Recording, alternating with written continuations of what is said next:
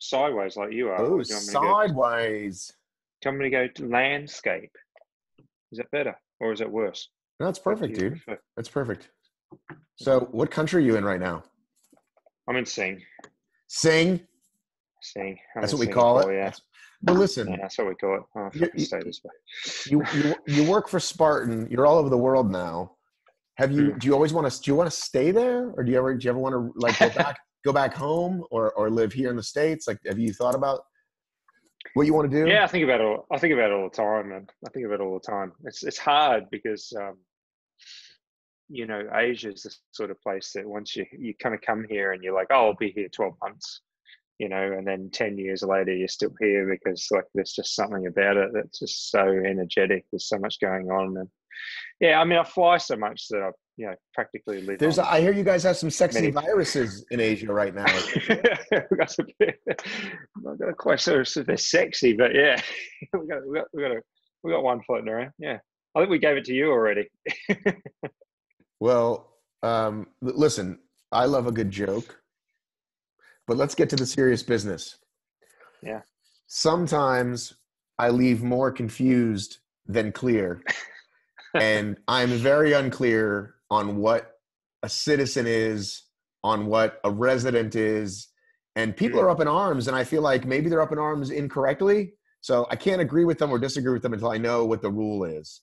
So to bring everybody up to speed, David put out a video which explained how one can compete in their national series and national championships. And the confusion lies because some people live in a country a really long time, but that still doesn't qualify them to race for that nation. What qualifies me to race for a nation? Let's start there. Okay, so first of all, even before that, actually, Matt, if you don't mind, let's step back for a second, just ascertain what's going on here, in case somebody listening or watching doesn't even know what we're talking about. There's been some confusion around the rule that to win prize money and be on the official final podium at one of the big 5 regional championships, European, North American, South America, blah, blah, blah, blah. You have to be a citizen of a country in that region. For example, I'm Australian. I'm a citizen of APAC, of an APAC nation. And therefore, if I had enough talent, which I don't, I could win prize money in the elite category at the APAC Championship in 2020 in the Philippines and be on the final podium. Let's say I was British or American and I want to race in the elite category at the APAC Champs. If I've qualified, can I race? Absolutely. Can I win the prize money? Sorry, no. Not in this case. Because I'm not a citizen of an APAC nation. If I'm American, I'm a citizen of North America, right? Canada or the US or whatever. I have to acquire citizenship from that nation. To acquire citizenship of that nation. So it basically, if you're familiar with the Olympic Charter, anybody listening can Google it. It's the same thing. I think it's Rule 41. Rule 41 of the Olympic Charter. Now, listen, we're miles away from the Olympics, right? We're not even close. But and I can talk about that in a sec, man. It's the same rule, right? You can't compete. I did a quick Google search and it didn't seem like that. So explain this to me, okay? Sure. It said you only had to like live somewhere, or you could do it as long as you don't race for yet another country within 3 years. But like we've had Kenyans run for the Americans in the Olympics. Yes. Yes, absolutely. Actually, one of the best examples is in the Gulf states. They've been really successful in getting tons of African athletes racing for Arab nations. Okay, so how do you explain that? We just speed up their immigration process, and that's how we sneak it in. Okay, that makes sense to me now. Okay, so direct question. Okay, I'm going to see if I can answer it. Okay, Miriam Goyom Bassa is running in Jacksonville this weekend. She You can obviously learned French at school, but yeah. master. Perfect. Yeah. She can podium and win money. However, in the regional championships in Tahoe, she could not. Correct. Okay. Correct. She's French. She's French. Yeah. As you could tell by my phenomenal accent. Well, So I haven't said it, so mine's just as bad. so she can win money in jacks, right? You bet she can. Yeah. And even win Yeah. points in that system in the U.S. National Series 100%. Series. But if she goes to NA, she used to be West Virginia and is now Tahoe, she cannot win prize money because she is not a citizen of America or the North That's America exactly right. or North America. Okay. North America. Exactly.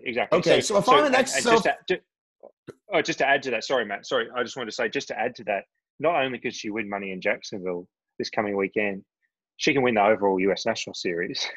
I mean, wouldn't that be insane? Like a French national standing on the podium, right? But so, yeah, that's fine. Okay. So if someone says to me, I'm an expat, I live in Asia, right?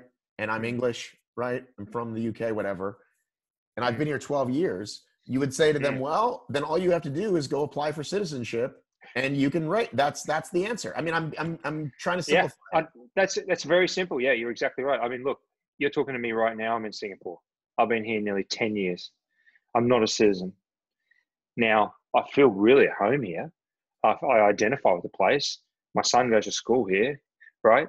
I probably feel more at home here, to be honest, than I do back in Australia now that I have a network here I've been here 10 years. But unless I get that passport, Singaporean government doesn't let me vote, doesn't let me race in the Olympics, doesn't let me even race well below the Olympics, doesn't let me do all sorts of things. And you know what? The reason we do this is because just one time a year, we really believe that we've got to give the sport and athletes from those regions a chance to be seen, to shine, to have their moment to be recognised. The sport's still so young, and especially with all the national and regional series allowing anybody to compete, just feels really logical and good for the sport and good for athletes that once a year we say, hey, North American Championship should be for North Americans and European Championship should be for Europeans. So, it's kind of tough in a region like APAC where you get a lot of expats living here, especially ones on long-term assignments. And I know that some of our pros here, and I've spoken to them on the phone, have been quite vocal about it. They're disappointed. And what I say is, look, you guys should still qualify. You should still race at the regional champs because we'll still have a podium that recognises you. It won't be the official podium. If you cross first, second, third, fine, you'll be up there. We'll recognise you, take some pics, get your medals, all that sort of stuff. But the final podium will be the official podium that will recognise those. But isn't that a little weird though? I cross first or second, but I'm not really. I mean, is that something that we do in sports? Not. This is kind of a bit of a halfway, right? So, I mean, we could be totally hardline and say no, but we sort of feel that, look, it's a good way to bring Spartans together of all different nationalities, right? Recognise that if Matt Davis comes over and takes first at the APAC champs, you've still done a really bloody good job. Let's get Matt on the podium and give him a round of applause, right? Show what he did. But now let's bring up the locals as per the rules. And award them the prize money and the official awards and all that sort of stuff. So, and what are you calling it? The exhibition podium? What are you calling it? Yeah, we'll call it an exhibition podium. I mean, for want of a better word, but I think that's a pretty good way to say it. An exhibition competitor would be a non-citizen of the nation within that region. So, yeah, that's the idea. Well, I got a few more minutes. I'm disappointed we're not going to see you at the first race of the year. I know. Coronavirus lockdown. I don't want to give it to you, Matt. I don't want to give it to the pros. Are you so anyone? So you can't leave Asia? I can leave Asia. It's just basically even a week ago, maybe 10 days ago, things were considerably different in terms of just the level of the decibels of panic going on in Asia around this thing. So I said best that we send a few of my very capable colleagues in my stead, so they'll all be there at Jacksonville, and I'll be watching, definitely. Yeah. Well, Saturday is the big pro day. Yep. Reveal, if you will. Hmm. Are there still some pros on the fence at this late hour? Are there still negotiations happening? There are negotiations happening. Do you like that pronunciation? I love it. I love it. It's perfect. We should use that. I think we'll just swiftly get through them if we speak more like you, man. No, look, there are a couple, and but most people are pretty happy. There are a couple left, and generally it comes down to some really fiddly stuff about a really particular sponsorship related question, or misunderstanding generally of contract language, which actually I think has been a real driver of a lot of the sort of angst, I guess. That I've said it a few times, and I said it on an internal call with a bunch of pros, that unfortunately in this day and age, you do the simplest thing, like you get someone to come around your house and fix your bathroom or something, and you got to fill out 6 pages of paperwork of liability and all this sort of stuff. So it's the same with these kind of contracts. We try and make them as simple as we can, but at the end of the day, there's still a bunch of legalese in there, and a lot of these athletes don't have an agent or a lawyer who's really familiar with this stuff, so they're out to battle on their own, and that's just again another example of how young we are as a sport. So you get a few misunderstandings and things. So hopefully we cleared a bunch of that up, and there's just a couple left over. All right, I'm going to throw out a 2021 solution for you. You tell me. Yeah, You tell me love great it. Yeah. solution. You tell me great solution, lousy solution, or somewhere in the middle, and this is how we tweak it. Xanax. I believe there are somewhere between 5 and 10 pros who are worth a lot, whose name means something, who have fans, who attract people, who have power to get their own sponsors. And it would be a lot easier, throwing this out there, to focus on them, give them slightly higher contracts, and then give everybody else the sort of like, hey man, you're going to race for free, and you're a Spartan pro, and you get some of the things that go along with that. And they know that they're not top 1-2%. And they're just essentially ambassadors. You can still call them pros if you want, but they're essentially ambassadors. Instead of this like sort of 200-person pro team, and you know what I'm saying? Why not just have 10 pros, I guess, is my kind of another way of saying it.